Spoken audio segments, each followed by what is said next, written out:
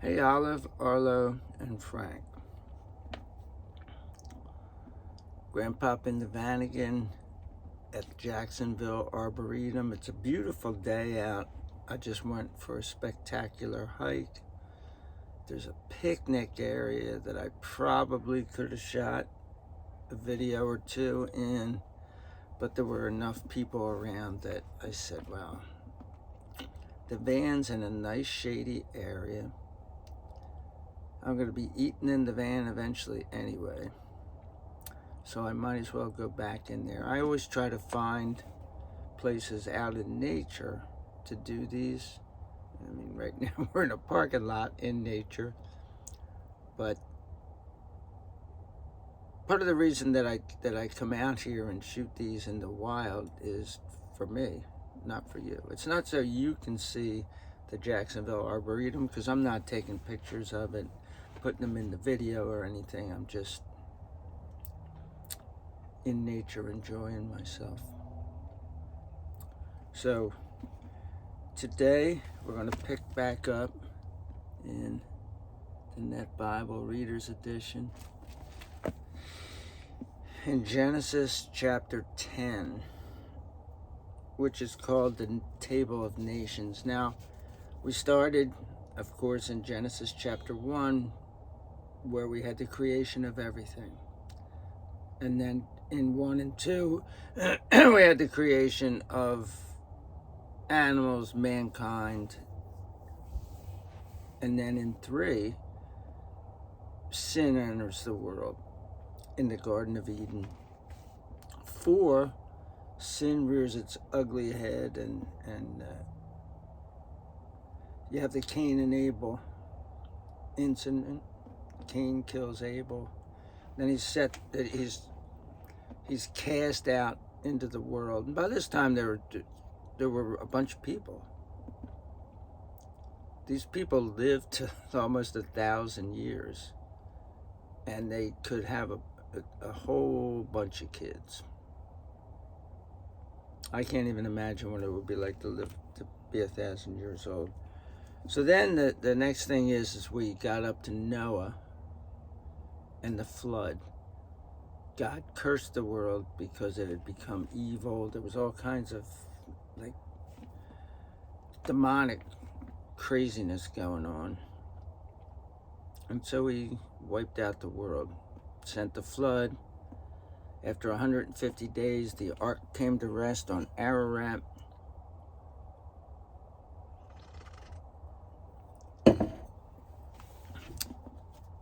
Noah came out. God renewed his covenant with mankind, with humankind. And then we had the curse of Canaan. This is all setting up what's going to happen. We're going to, by chapter 11, meet a man named Abraham. From him are the children of Israel descendants. So we're going to see right now kind of a genealogy, however you pronounce it, of the nations of the world from back then. I'm not going to get into this. I've read a book that was really good about the Table of Nations. This is true stuff. I mean, these people are still, their descendants are still in various parts of the world, and if you go there, they'll tell you, like, well, we're descended from this person who's mentioned in Genesis chapter 10. So let's get started. This is the account of Noah's sons, Shem, Ham, and Japheth. Sons were born to them after the flood. The sons of Japheth, so we're going to go with my ancestor, Japheth, the Europeans, most of the whites, and some of the people in India, even some fairly dark-skinned people in India were descended from Japheth. And we're going to go with him first. There's a reason. We'll get to that. The sons of Japheth were Gomer, Magog, Madai, Javan, Tubal, Meshach, and Tiras. The sons of Gomer were Ashkenaz, Riphath, and Togarmah. The sons of Javan were Elisha, Tarshish, and a lot of people think that Tarshish was Britain, the British Isles, that's the original inhabitants of the British Isles were from that tribe, Tarshish. The Kittim and the Dodanim. From these, the coastlands of the nations were separated into their lands, everyone according to its language, according to their families, by their nations. So we go 2 generations down. So you have Noah, then Shem, Ham, and Japheth. Now we look at Japheth and his sons. Now we're going to move on to Ham. The sons of Ham were Cush, Mizraim, and Mizraim is, in Hebrew, means Egypt. But there are a lot of people that live in Egypt who are Semites. They're from Shem. Mizraim, Put, and Canaan. The sons of Cush were Seba, Havilah, Saba, Rama, and Sabteka. The sons of Rama were Sheba and Dedan. Cush was the father of Nimrod. So we're going to get into something where they're going to talk about somebody right now. Up to this point in this chapter, they just listed the people. Now we're going to talk about somebody who was very, very important. Cush was the father of Nimrod. He began to be a valiant warrior on the earth. He was a mighty hunter before the Lord. That is why it is said, like Nimrod, a mighty hunter before the Lord. So that was something that I guess they'd say about you if you were brave. You're like Nimrod, a mighty hunter before the Lord. The primary regions of his kingdom were Babel, and that's going to come into play pretty soon. And I misspoke. We're going to get to Abraham, well, but by the end of chapter 11. Let's put it that way. Most of the story of Abraham starts in chapter 12, but we meet Abraham at the kind of the end of chapter 11.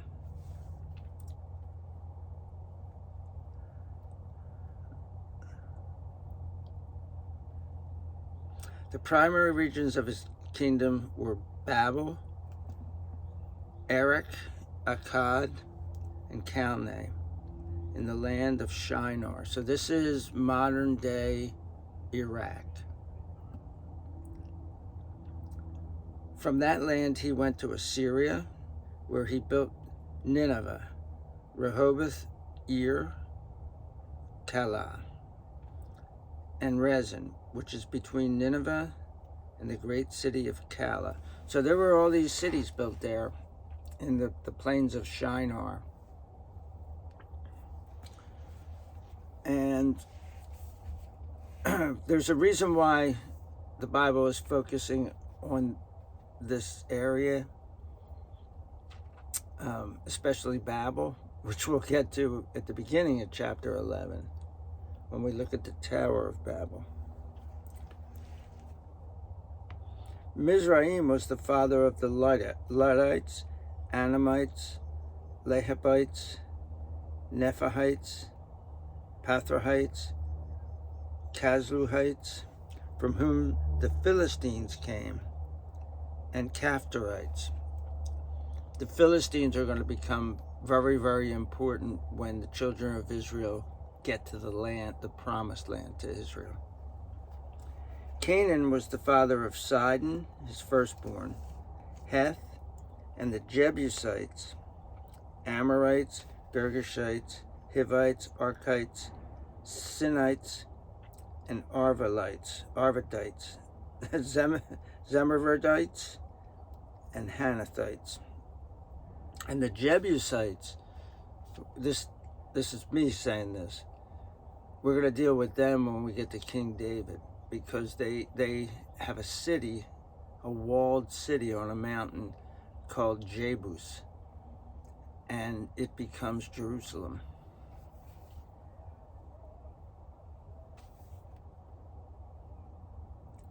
Eventually, the families of the Canaanites were scattered, and the borders of Canaan extended from Sidon all the way to Gerar, as far as Gaza, and Gaza still exists, and all the way to Sodom, Gomorrah, Admah, and Zeboim, as far as Lasha. Of course, we're going to get to Sodom and Gomorrah in the next couple chapters. These are the sons of Ham, according to their families, according to their languages, by their lands, and by their nations. So why did they go in this order? Usually they're going to say Shem, Ham, and Japheth. It went Japheth first because the descendants of Japheth, which is me, have very little to do with what goes on here. They wound up going out into the Mediterranean, up into Europe, probably over into the Americas, maybe into parts of Africa, but they were out of the picture when it came to the land of the promised land of Israel and the land of Egypt, which is going to be the focus of the next couple books of the Bible. So they're out of the picture. Ham, they start to get into the genealogies a little deeper when they talk about Ham, because the Canaanites are going to be the people. Remember the curse of Canaan. The Canaanites are going to be the people in the promised land that the children of Israel are going to come up against. So the Bible is setting all this up, saying, okay, here's the players. This is where they came from.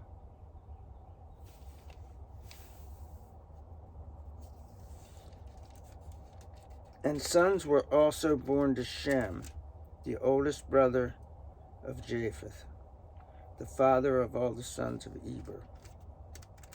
So now we get to Shem. Why is Shem last? Because the next couple of chapters are going to flow from this. We're going to go from Shem to Abraham. Why is that important? Well, the descendants of Abraham are people like Isaac and Jacob, Joseph, who we're going to see at the end of Genesis, and he's going to be discussed a little bit at the very beginning of Exodus. And then Moses gets into the Holy Land. And then eventually, when we get to the New Testament, Jesus. Jesus is a descendant of Shem. So this is, now the people that wrote this, well, I don't want to say they didn't believe in Jesus. They probably didn't know anything about Jesus. But Jewish people don't necessarily believe in Jesus. So they don't believe that this was written to get you down to eventually to Jesus. They believe it was written to get you down to people like Moses and David. And actually, Jesus is a descendant of David. The sons of Shem were Elam, Asher, Arphaxad, Lud, and Aram.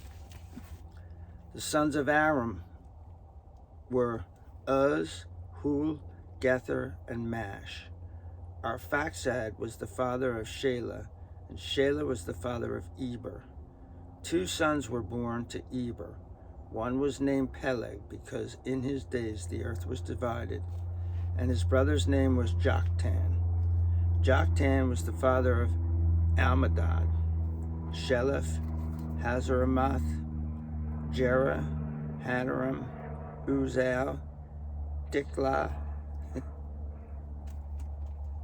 Obal, Abimael, Sheba, Ophir, Havilah, and Jobah.